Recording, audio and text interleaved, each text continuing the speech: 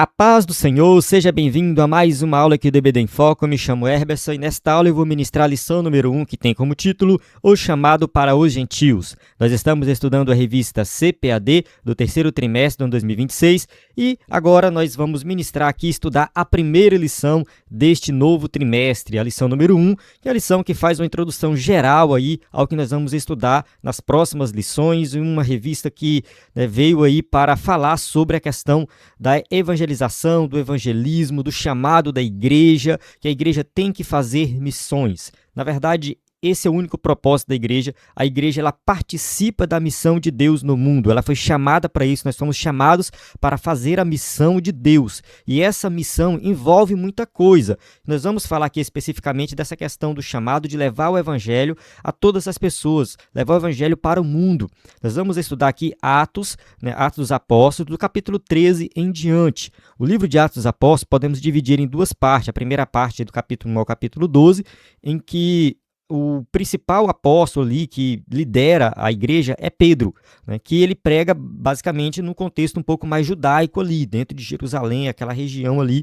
Pedro lidera a pregação do evangelho naquela região ali, próximo de Jerusalém.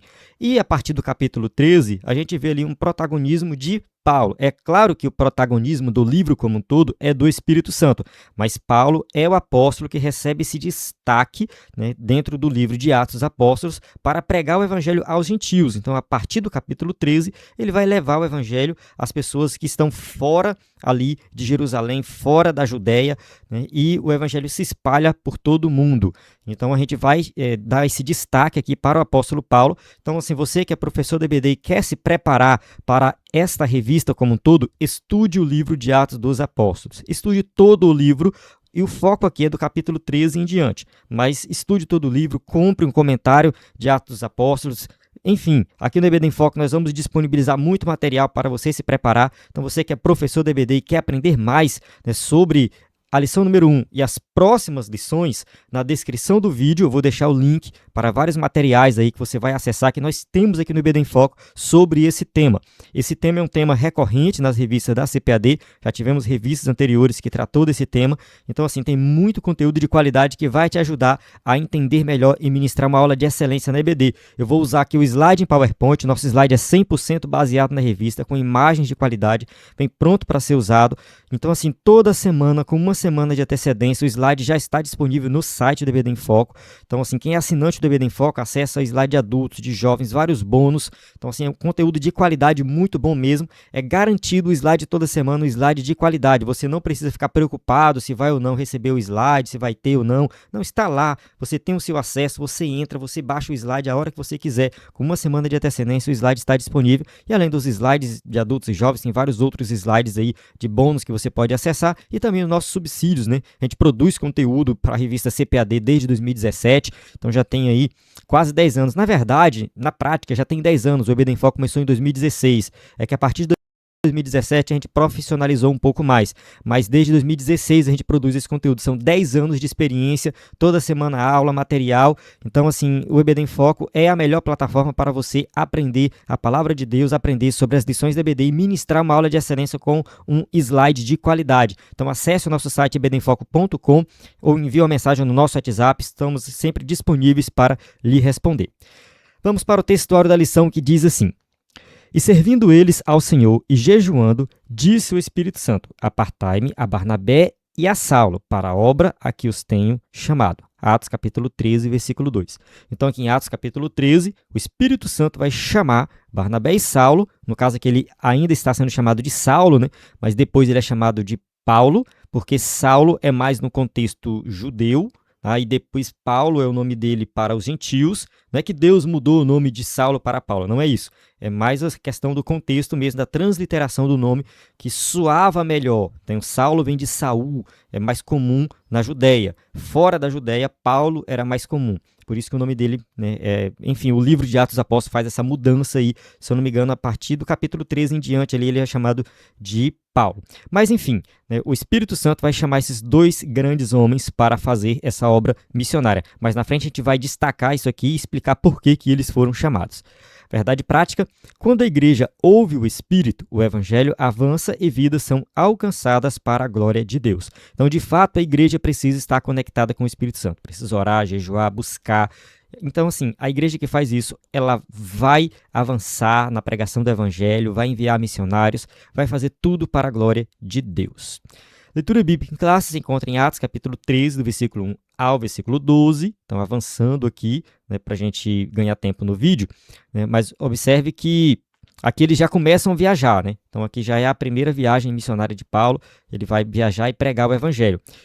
Versículo 9, vamos dar um destaque para o versículo 9. Todavia, Saulo, que também se chama Paulo, cheio do Espírito Santo, ou seja, Saulo, que também se chama Paulo. Não é que o nome dele foi mudado por Deus, não.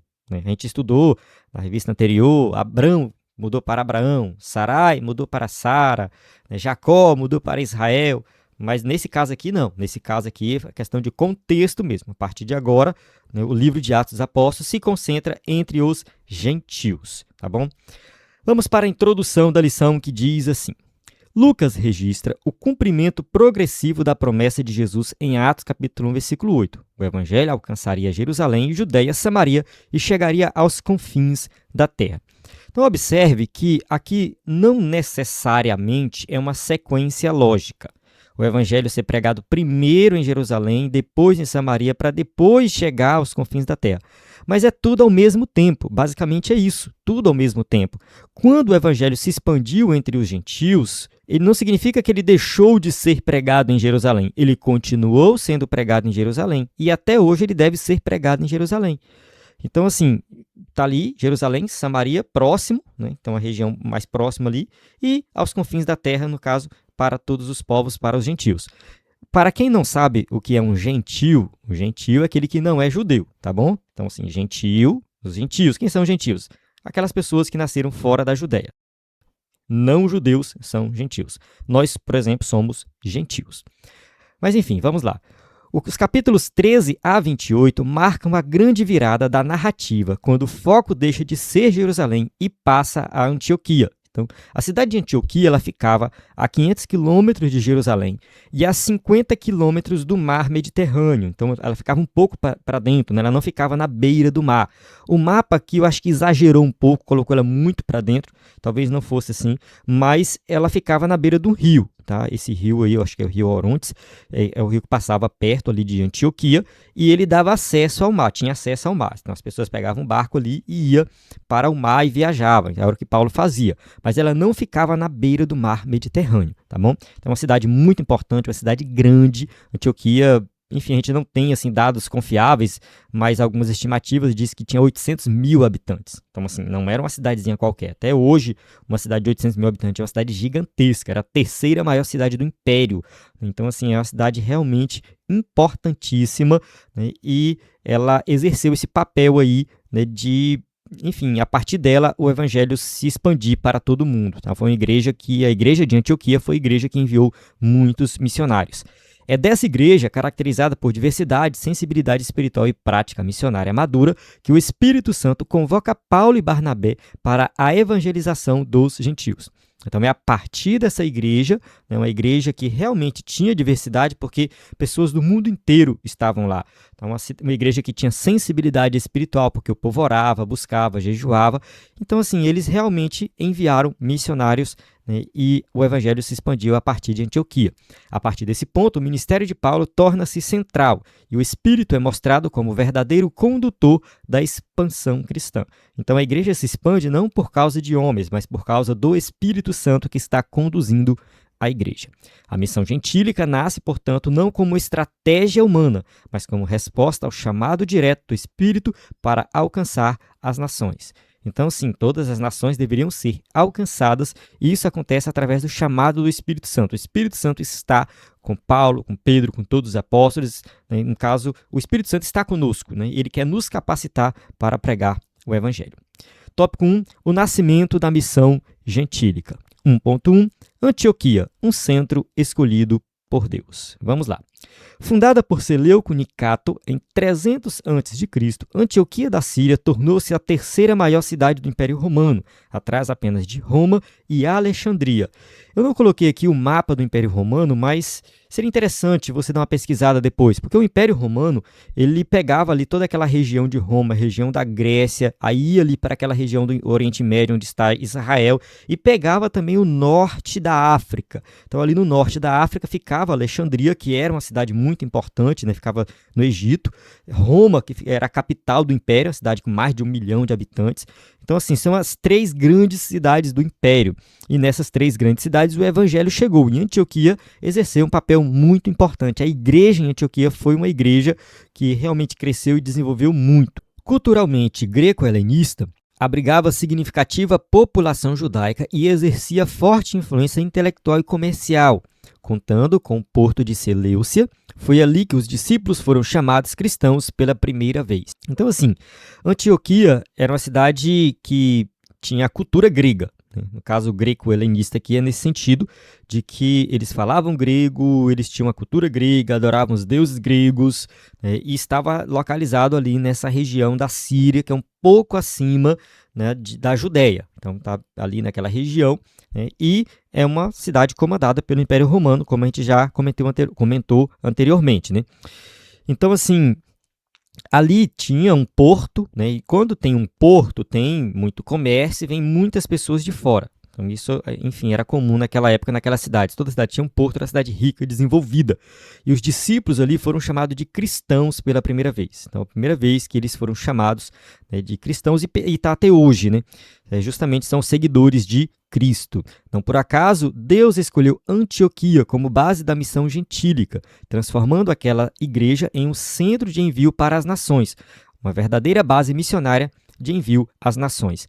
Então, assim, a gente vê ali Paulo e Barnabé sendo enviados, mas é muito provável que eles tenham enviado outros missionários. É muito provável que pessoas saíram dali e plantaram igrejas em outras cidades menores, talvez que a gente não tem informação, não são conhecidos, mas isso aconteceu muito. Quem assim, viveu um pouco da experiência da Assembleia de Deus aqui no Brasil, né, no passado, quem conhece a história da Assembleia de Deus aqui no Brasil, que começou no estado do Pará, né, que é onde eu estou, sabe que a igreja cresceu assim.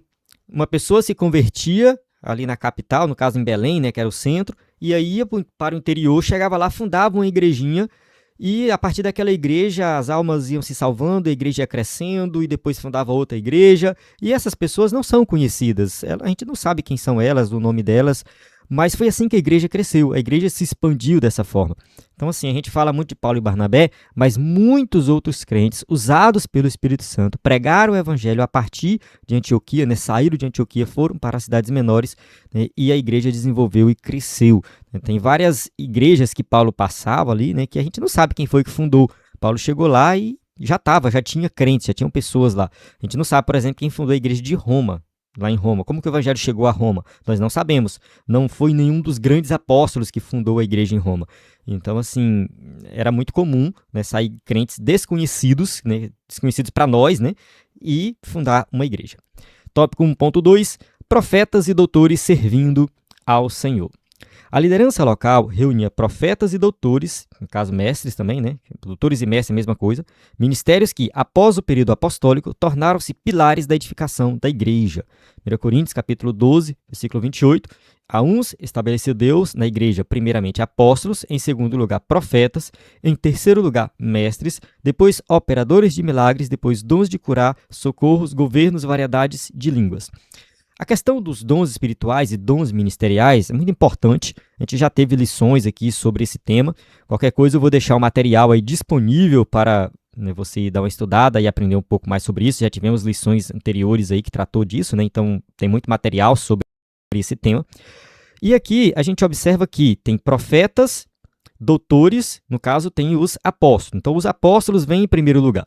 Vale destacar aqui que os apóstolos são aqueles chamados ali, os 12 apóstolos, mais o apóstolo Paulo que veio depois, né? Alguns colocam também Barnabé também como apóstolo.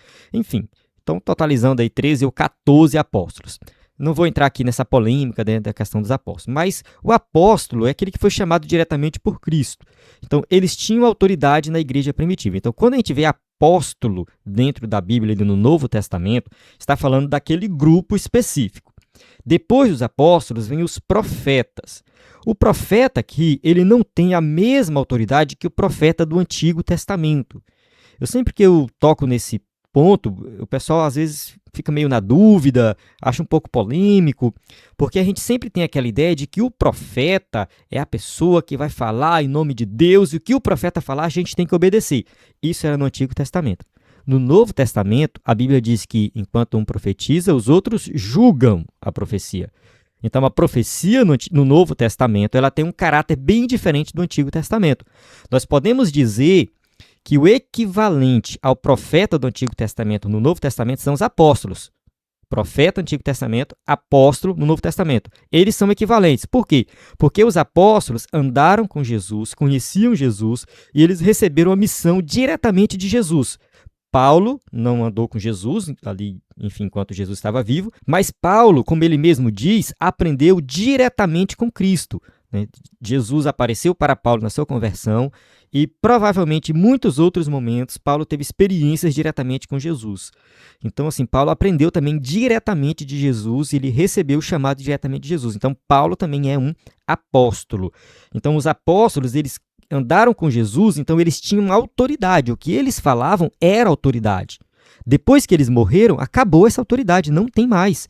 Só o que está escrito é que nós temos que tomar como autoridade, porque veio diretamente dos apóstolos. Então, quando a gente pega todo o Novo Testamento veio diretamente dos apóstolos. Lucas não era apóstolo, mas ele andava com Paulo, era secretário de Paulo. Então, assim, Marcos também não era apóstolo, mas ele andava com Pedro. Então, assim, o que nós temos de autoridade no Novo Testamento vem diretamente dos apóstolos. Então, os apóstolos, podemos dizer que eles são equivalentes aos profetas do Antigo Testamento. No Novo Testamento, o profeta, ele tem uma categoria abaixo dos apóstolos. Ele não tem a mesma autoridade dos apóstolos. Então, o profeta vai falar algo diretamente ali de Deus, mas que nós temos que ter muito cuidado, porque pode ser que o profeta misturou com aquilo que está na sua mente, a profecia pode não chegar 100% pura, né? E a gente tem que ter muito cuidado, tem que julgar as profecias. Essa é a orientação bíblica. Vou deixar um vídeo em que eu trato desse tema de forma mais detalhada, né? E se você estiver no nosso grupo do WhatsApp, eu vou enviar esse vídeo lá também. Mas vamos lá. O escritor da revista fala assim: os profetas exortavam mediante inspiração direta, ou seja, aquela inspiração que o Espírito Santo fala e ele vai e entrega a palavra. Os mestres instruíam com base nas escrituras e na tradição dos ensinos de Jesus. Durante o serviço ao Senhor, marcado por oração e jejum, o Espírito falou. Então, observe que o papel do apóstolo é diferente do papel do profeta, que é diferente do papel do mestre. Tá? Porque o mestre ele vai ensinar, baseado no ensinamento dos apóstolos, baseado no que ele aprendeu com Jesus e no que tinha escrito também naquela época, as cartas que já começaram a circular ali, logo na igreja primitiva, as cartas de Paulo, Tiago, Pedro e também os evangelhos. Eles ensinavam também baseado naquilo que eles ouviram de Jesus. Então tinha muito da questão da tradição oral. Naquela cultura, a tradição oral era muito comum. A pessoa ouvia alguém falando e transmitia a mensagem dessa pessoa sem nada escrito, baseado no que ela ouviu. Isso era muito comum. Então esse era o papel do mestre e do doutor, né? E o apóstolo, né, era a autoridade máxima, e os profetas, aqueles que recebiam ali uma mensagem direta de Deus e transmitia essa mensagem. A disposição desses líderes em buscar a vontade divina revela uma comunidade madura, centrada em Deus e apta a discernir o propósito do Espírito para além das necessidades locais. Então, assim, uma igreja, né, que valorizava os seus líderes, as pessoas que realmente estavam na liderança, elas, né, ditavam o que deveria ser feito, né, e tudo era feito em comunidade. Observe que a comunidade unida, lá no tempo da igreja primitiva, foi o que manteve a igreja assim, forte e fez com que a igreja crescesse. Era uma igreja unida, uma igreja que compartilhava as coisas. A gente olha ali Atos capítulo 2, capítulo 3, logo no início ali da igreja, as pessoas estavam sempre compartilhando, pregando o evangelho. Então, assim, isso era algo fundamental para que a igreja crescesse. A igreja tinha que ser unida. né? E aqui o escritor da revista coloca a comunidade madura, centrada em Deus, apta a discernir os propósitos do Espírito. Então, assim, uma igreja que pensou além das necessidades locais e ajudou, né, outras igrejas, outras cidades e expandiu o evangelho. Tópico 1.3, a separação de Paulo e Barnabé. O Espírito Santo ordenou: apartai-me a Barnabé e a Saulo para a obra que os tenho chamado. Então, Paulo e Barnabé, eles foram chamados para uma obra específica e foi o Espírito Santo que falou isso. A igreja respondeu com jejum, oração e imposição de mãos, reconhecendo o chamado divino e enviando seus melhores obreiros. Então, observe aqui que o envio dos obreiros para a obra missionária é o envio dos melhores. Não são os piores, não é aquele que não tem interesse, não. É o Espírito primeiro, é o Espírito Santo que escolhe. Paulo, apesar de ser um grande homem, erudito, inteligente, ele esperou que o Espírito Santo falar com ele. Ele foi selecionado pelo Espírito Santo, né? E eles eram os melhores daquela igreja. Hoje a gente vê aí algumas igrejas que, não, você aqui são os melhores obreiros, eles vão ficar aqui, né? O pastor fala assim, ele vai ficar aqui do meu lado, me ajudando. Manda o irmãozinho lá, aquele irmãozinho lá que vai para a obra missionária. Tá? Aquele irmão que não tem nada a perder, enfim, geralmente, é assim, não vou dizer que geralmente é feito assim, mas às vezes é feito assim, vamos colocar dessa forma, né? Então, assim, envia qualquer um. Não. Envia os melhores, aqueles mais capacitados, aqueles que receberam treinamento. Hoje em dia tem muitos treinamentos para trabalhar na obra missionária, para fazer missões, e a gente precisa realmente capacitar as pessoas nesse sentido, né? Porque você envia alguém para fazer, né, uma obra missionária sem um treinamento, a chance de dar errado é muito grande. Chega lá, o trabalho não desenvolve, o trabalho não cresce. Muitos missionários que foram para fora do Brasil, quando chegaram lá, foram trabalhar, fazer outra coisa e, enfim, esqueceram a obra missionária. Não conseguiram evoluir na obra missionária, porque não receberam suporte, não receberam treinamento, e isso é mais comum do que se imagina. Se você que está me assistindo aí conhece algum exemplo, né, você pode deixar nos comentários aí. Mas eu já vi exemplos nesse sentido de pessoas que foram para fora, principalmente para fora do Brasil, chegando lá, né, foram fazer outras coisas e abandonaram a obra missionária. Esse ato inaugura um novo momento da história cristã. A missão aos gentios é assumida oficialmente pela igreja. Então, assim, a igreja, né, tem essa preocupação de pregar o evangelho a todas as pessoas. Até mesmo porque a igreja de Antioquia já era uma igreja que estava fora da Judéia. Era uma igreja gentílica, né? Então, assim, a preocupação deles era legítima, porque assim como eles foram alcançados, eles queriam que outras pessoas também fossem alcançadas pelo evangelho. A obediência da congregação demonstra que a comunidade local é parte ativa da convocação missionária e que o envio deve ser sempre acompanhado de intercessão, consagração e dependência do Espírito. Na verdade, a igreja tem que viver assim o tempo todo, orando, consagrando, buscando, né, e dependendo do Espírito Santo. Amém? Chegamos no tópico 2, que diz assim: o Espírito Santo e a obra missionária. 2.1, o Espírito que conduz a missão. O livro de Atos pode ser chamado com justiça de Atos do Espírito Santo. É ele que inspira, dirige, separa e envia os missionários.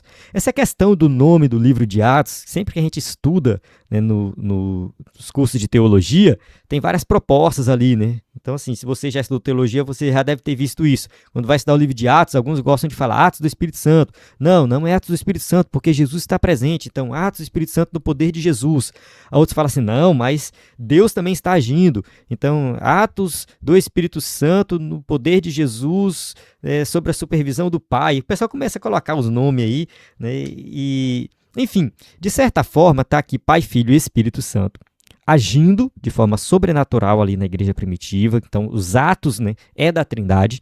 E os apóstolos, juntamente com todos da igreja que pregavam o evangelho, todos estavam envolvidos nessa obra. Então, assim, Atos dos Apóstolos é uma forma resumida de falar. Atos do Espírito Santo seria interessante, mas também é resumido. Então, ali é um conjunto, né, um conjunto agindo para pregar o evangelho e levar o evangelho a todo mundo. A missão não nasce da criatividade humana, mas da vontade soberana do Espírito. Então, de fato, a missão ela vem a partir da vontade soberana do Pai, do Filho e do Espírito Santo. O Espírito Santo é o agente principal aqui em Atos dos Apóstolos. Os apóstolos, no caso a igreja, só começa a pregar o evangelho após eles serem cheios do Espírito Santo, após o derramar sobrenatural do Espírito Santo. Somente a partir dali é que eles são capacitados para pregar o evangelho. Então, sem o poder do Espírito, até os apóstolos permaneceram retraídos. Com Pentecostes, tornaram-se proclamadores ousados da fé. Então, assim, antes do dia de Pentecostes, Pedro era medroso, covarde, não tinha coragem de falar. Depois do Pentecostes, Pedro se tornou ousado, enfrentava todo mundo, pregava o evangelho, realizava milagres. Então, assim, foi uma mudança radical. Pentecostes foi uma mudança radical. E o principal objetivo do Pentecostes foi capacitar a igreja para pregar o evangelho, para levar a mensagem. Esse é o principal objetivo. A gente fala muito de Pentecostes pensando na questão das línguas estranhas e tal, o reteté, mas esse não é o objetivo. O objetivo foi capacitação para pregar o evangelho. Assim, toda iniciativa evangelizadora autêntica é fruto da ação do Espírito no coração da igreja. Então, assim, toda igreja que tem iniciativa de evangelização, de fazer missões, de enviar missionário, de pregar o evangelho, de ir para a rua, de ajudar os necessitados, isso surge através de uma ação sobrenatural do Espírito Santo. Porém, para isso acontecer, a igreja tem que estar buscando, tem que estar orando. Então, a igreja ela tem que agir dessa forma, buscar, orar, porque o Espírito Santo vai capacitar e conduzir a igreja a fazer a obra missionária. Tópico 2.2, o poder do Espírito na evangelização dos gentios. Os discípulos viviam cheios do Espírito e, por isso, evangelizavam com coragem, discernimento e alegria. Atos capítulo 4, versículo 31. Tendo eles orado, tremeu o lugar onde estavam reunidos. Todos ficaram cheios do Espírito Santo e, com intrepidez, anunciavam a palavra de Deus. Então, observe que a igreja se reunia, buscava, orava, o Espírito Santo era derramado e eles anunciavam a palavra. Quase sempre no livro de Atos dos Apóstolos, quando diz que alguém está cheio do Espírito Santo, em seguida vem a proclamação da palavra de Deus. O batismo no Espírito Santo lhes deu poder para testemunhar de Cristo e eficácia em sua mensagem. Atos capítulo 1, versículo 8, mas recebereis poder ao descer sobre vós o Espírito Santo e sereis minhas testemunhas, tanto em Jerusalém, como em toda a Judéia e Samaria e até aos confins da terra. Então Jesus diz isso, recebereis poder ao descer sobre vós o Espírito Santo. Então o Espírito Santo vai ser derramado e após isso acontecer, vocês terão poder, ou seja, autoridade para pregar o evangelho, para pregar as minhas palavras. Foi o que Jesus falou para eles. Essa unção não apenas fortaleceu a pregação, mas também conferiu autoridade espiritual para enfrentar resistências, realizar sinais e consolidar igrejas em diversos povos e regiões. Então, sim, né? Além de fortalecer a pregação, essa autoridade fez com que eles enfrentassem todo tipo de dificuldade que aparecesse pela frente. E sinais, maravilhas, milagres aconteceram. Tudo isso porque eles estavam cheios do Espírito Santo. A expansão registrada em Atos de 120 discípulos a multidões é resultado direto dessa obra sobrenatural. Quando a gente lê Atos dos Apóstolos e presta atenção nesse detalhe, a gente vê que a igreja vai crescendo. 120, aí depois tem um batismo lá que mais de 3.000 pessoas se batizam, e assim vai. A quantidade vai crescendo, né? Tem um outro trecho, não sei se é em Atos ou é Coríntios, que fala de 5.000, né? E chega a multidões. É claro que a gente não tem que olhar para o número como objetivo. Tem muitas igrejas que focam muito no número, não, porque tem que crescer, a igreja tem 5, depois tem 10, tem 12, foca no crescimento, né, e esquece da qualidade. A gente, enfim, né, quer ver a multidão lá, e aí não se preocupa se aquelas pessoas realmente têm compromisso com Jesus, se elas realmente creem em Jesus como Salvador, se elas realmente são obedientes, não se preocupa com a qualidade, só com a quantidade. A gente tem que ter muito cuidado com isso. A igreja primitiva, ela tinha quantidade e qualidade. Era uma igreja que realmente as pessoas obedeciam. E, enfim, de maneira geral, né, todos tinham suporte. Isso é muito importante, né? A igreja tem que ganhar almas, mas dar suporte para que essas almas permaneçam, cresçam, desenvolvam, né? Então a gente precisa fazer isso. Então a igreja primitiva ela era uma igreja que tinha essa preocupação. Não era só ganhar almas e aumentar o número aleatoriamente. Não. Eles se preocupavam com a qualidade, né, com a fé das pessoas, que as pessoas realmente desenvolvessem uma fé sólida em Jesus Cristo. Tópico 2.3, evidências da ação missionária do Espírito. Atos de 13 a 14 aqui. As primeiras viagens missionárias mostram uma clara intervenção do Espírito. Portas se abrem, vidas são transformadas, igrejas são plantadas apesar de perseguições. Então, sim, a igreja primitiva sofria perseguição. As perseguições elas não vieram só lá na frente, 100, 200 anos depois, não. Logo no início, eles sofriam ali perseguições dos judeus, depois expandiu para os romanos. Então foi muito difícil. Realmente a igreja sofreu bastante, mas o Espírito Santo estava capacitando os crentes e as vidas estavam sendo transformadas. Então, mesmo sofrendo perseguição, a igreja estava crescendo. Em Pafos, o confronto entre Paulo e Elimas não é apenas um episódio de oposição, mas uma demonstração de que a luz do evangelho prevalece sobre as trevas. Então, Paulo estava pregando para o procônsul e Elimas estava lá de alguma forma atrapalhando, né? Que era um mágico, era famoso, era conhecido na região e ele estava atrapalhando, né? Só que ali, né, Paulo ele repreende Elimas. Paulo, cheio do Espírito Santo, vai confrontar, né, e ele fica cego, né? Elimas fica cego lá, enfim, fica procurando, batendo, precisa de ajuda para se locomover. Mas aqui a gente observa que é uma oposição direta, né? O Elimas está em oposição direta à pregação do Evangelho, tentando de alguma forma atrapalhar a pregação do Evangelho, né? E Paulo, de forma sobrenatural, né, vai ali repreender ele, focado o quê? Na pregação do Evangelho. Paulo não está querendo aparecer, querendo fazer algo espetacular para ser aplaudido, nada disso. Focado em fazer o evangelho ser entendido, né? Se Elimas tivesse ficado lá para o canto dele, fazendo as mágicas dele para lá, não tinha problema nenhum. O problema maior é que ele estava atrapalhando a pregação de Paulo. A conversão do procônsul Sérgio Paulo revela que nenhum nível social está além do alcance de Deus. Então a gente observa no texto, né, que o procônsul ele realmente, né, queria entender e se converteu, né? Era alguém importante, alguém que tinha um cargo ali diretamente do Império Romano, né, e ele quer ouvir Paulo e entende o Evangelho e ele se converte. Então, o Evangelho ele vai alcançar todos os níveis sociais, todas as pessoas, né? Do ponto de vista divino, todos nós somos pecadores. Não importa se é rico, se é pobre, se é feio, se é bonito, se tem formação, se não tem formação, isso não interessa. Todos somos pecadores e todos nós carecemos da graça de Deus. A missão avança porque o Espírito autentica a mensagem e confirma a autoridade dos enviados. Então não é uma mensagem qualquer, não é uma mensagem de autoajuda, não é uma mensagem que fala de bênçãos financeiras, não. É a mensagem do Evangelho, é a mensagem que apresenta o Cristo crucificado, que apresenta, né, que nós somos pecadores e que precisamos, né, nos arrepender. Enfim, é a mensagem do Evangelho puro e simples, né? E essa mensagem é autenticada pelo Espírito Santo e dá autoridade. Então, através dessa autoridade, né, que Paulo prega e as pessoas se convertem. Amém? Agora vamos para o tópico 3, a igreja como agência missionária. Voltando agora o foco para a questão da igreja. Tá? 3.1, a igreja que ouve a voz de Deus. Antioquia serve de modelo para toda a comunidade cristã. Uma igreja que ora, jejua e discerne a direção divina. Uma igreja missionária cresce na comunhão e age por obediência.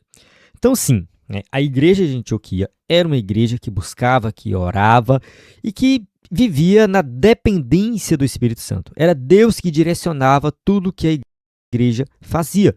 A obra missionária não é programação, mas identidade. Em Atos 13, vemos que o Espírito fala à igreja que se coloca diante de Deus com reverência e compromisso. Então, essa frase aqui do escrito da revista é muito legal. A obra missionária não é programação, mas identidade. Então, a igreja não tem que se programar para fazer missões. Não, isso é a identidade da igreja. É o que a igreja faz. É a única coisa que a igreja faz. Enfim, é missões. É pregar o evangelho. É levar o evangelho às pessoas. Então, assim, a igreja tem que fazer missões. Porque missões é o cerne da igreja, é o que dá identidade para a igreja. Então, assim, nós temos que nos voltar para essa questão da missão. Porque, assim, fazer missão não é só enviar missionários para longe. Fazer missão vai muito além disso. Aí no seu bairro, a igreja tem que impactar o bairro de alguma forma. Entende? A igreja tem que visitar os doentes, tem que visitar os pobres necessitados, tem que dar atenção para as pessoas, tem que convidar as pessoas para participar das reuniões, fazer programação diferenciada. Tudo isso voltado que para a pregação do evangelho, para levar as pessoas a entenderem ali que elas precisam de Deus, que elas estão caminhando para o inferno, porque elas precisam se arrepender dos seus pecados e mudar de vida. Então a igreja ela tem que agir, né, de forma missionária o tempo todo. Né? A pregação do evangelho, a obra missionária é algo contínuo na igreja. Então a sua igreja pode fazer missões sem enviar missionário para longe. Não precisa, não. Porque a gente nunca enviou missionário para fora do Brasil. Não precisa. Faça missões no seu bairro. Faça missões na sua comunidade. Faça missões onde você estuda, onde você trabalha. Isso também é obra missionária. 3.2. Uma igreja que envia e sustenta seus missionários. A imposição de mãos sobre Paulo e Barnabé mostra que a igreja participa ativamente do envio. Não retém seus melhores servos, mas os consagra ao propósito eterno. Então, os melhores missionários, os melhores pregadores, os melhores que estavam naquela igreja foram enviados para longe, para fazer a obra. Então, assim, a igreja que participou ativamente do envio. Todos estavam ali de acordo, porque seguir a instrução do Espírito Santo, sustentar, interceder e acompanhar missionários é parte inseparável da vocação eclesial. Então, assim, a igreja tem que enviar, mas tem que sustentar esse missionário. Tem que dar apoio para esse missionário. Não adianta nada enviar e não dar nenhum tipo de apoio. Não, se vira aí, dá teu jeito. Não é assim que funciona. A igreja precisa dar esse suporte. E assim, o dízimo, as ofertas que entram na igreja é para isso.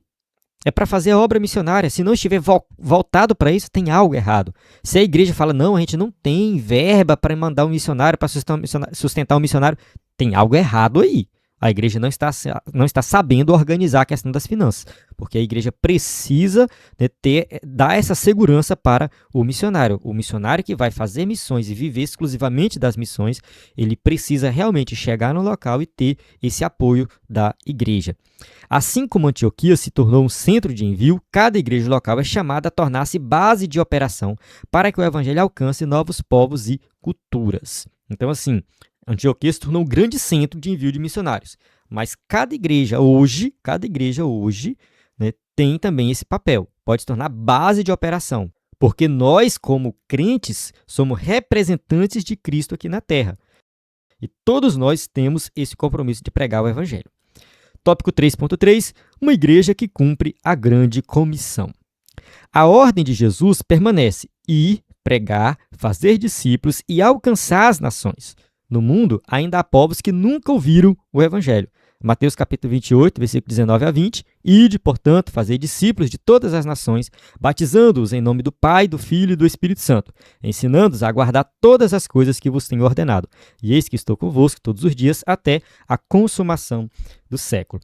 Então, assim, se Jesus mandou pregar, se Jesus mandou ensinar, levar essa mensagem, significa que as pessoas precisam ouvir.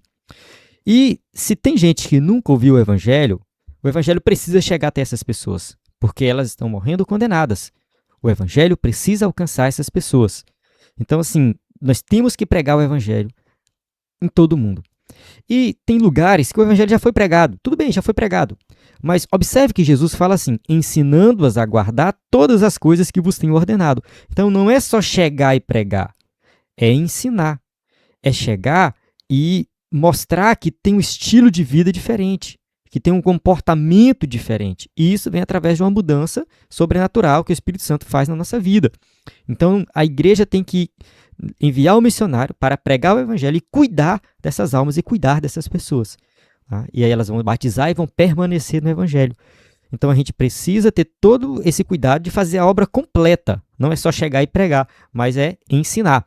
Então, assim, por mais que tem um local que o evangelho já foi pregado, tem muito trabalho a fazer ainda, tem muita coisa para fazer. Então, na sua cidade, no seu bairro, tem muita coisa que você pode fazer para, né, que o evangelho ele cresça e se expanda. Como ouvirão se não há quem pregue? E como pregarão se não forem enviados? Né? Então, assim, é necessário que pessoas sejam enviadas para que, de fato, tenha alguém para pregar e que esses povos possam ouvir o evangelho. Ouvir, se arrepender e viver uma vida diferenciada. O Espírito continua chamando homens e mulheres para essa obra e cabe à igreja atender ao chamado com prontidão, oração, recursos e disposição para ir. Então, assim, a igreja precisa treinar pessoas para ir fazer a obra missionária. A igreja precisa se preocupar com missões. Nem que sejam missões locais, nem que seja algo simples ali, mas a igreja precisa disponibilizar ali treinamento e capacitação para que as pessoas que têm esse chamado, elas possam exercer o chamado delas, pregando o evangelho, visitando os doentes, visitando, enfim, presídio, falando de Jesus em qualquer lugar, nas esquinas, nas feiras, mas que as pessoas tenham essa prontidão, né, e sejam capacitadas e tenham recursos à disposição para fazer. Eu vejo por aí alguns grupos, né, fazendo obra missionária no bairro e tudo mais, e às vezes não tem apoio da igreja. O pastor, vai lá, faz do jeito que vocês quiserem. Tipo assim, não, vamos organizar, vamos estruturar isso aqui. Né? Vocês precisam de uma verba, vocês precisam de alguma coisa, então tem que dar esse suporte. A igreja precisa se preocupar com a obra missionária. A igreja precisa se preocupar, né, com a evangelização, levar o evangelho para, né, todos que estão ali ao seu redor. Muitas vezes a igreja não convida o vizinho para ir ao culto. Está ali do lado, mas nunca convidou. Então, assim, a igreja precisa ter essa preocupação. Amém? Chegamos na conclusão da nossa aula que diz assim: a missão entre os gentios começa com oração, jejum e sensibilidade à voz do Espírito. A igreja de Antioquia mostra que Deus fala, chama, separa e envia, e que a igreja responde, intercede e sustenta. A palavra de Deus é poderosa para transformar todo pecador em uma pessoa regenerada, alcançada pela graça. Hoje, o Espírito continua chamando sua igreja para alcançar as nações. Estamos dispostos a ouvir, obedecer e participar da missão que ainda está em andamento? Então, sim, a missão está em andamento. Nós temos que estar dispostos a ouvir. Ouvir o que? O chamado. Obedecer esse chamado. E fazer o que com esse chamado? Pregar o evangelho. Levar o evangelho às pessoas e acreditar que esse evangelho é transformador, que esse evangelho pode transformar todo e qualquer pecador em uma pessoa alcançada pela graça, regenerado, nova criatura. Então, assim, a igreja de hoje tem que ter essa preocupação com a pregação do evangelho. Tem igrejas por aí que não pregam mais o evangelho, você não ouve mais evangelho no púlpito. Fala de tudo enquanto, fala de usos e costumes, fala de política, fala de isso e daquilo, esquece do evangelho. Porque o que transforma o pecador é o evangelho. O evangelho puro e simples é falar que Jesus salva, que Jesus morreu na cruz do Calvário, que somos pecadores. Esse evangelho tem que ser pregado. Esse chamado ao arrependimento tem que ser feito para que as pessoas de fato tenham sua vida transformada. Foi assim que a igreja cresceu e expandiu. Se a igreja não voltar para esse evangelho puro e simples, a tendência a longo prazo é ir diminuindo. Pode até crescer em número, mas aquele negócio, a questão da qualidade vai cair. Né? E o que manda é qualidade, porque uma igreja que tem 1.000 pessoas, mas dessas 1.000 só tem ali 100 salvas, porque realmente ouviu o evangelho, os outros só estão lá pro oba-oba, não é uma igreja grande, é uma igreja que não desenvolveu, que não cresceu.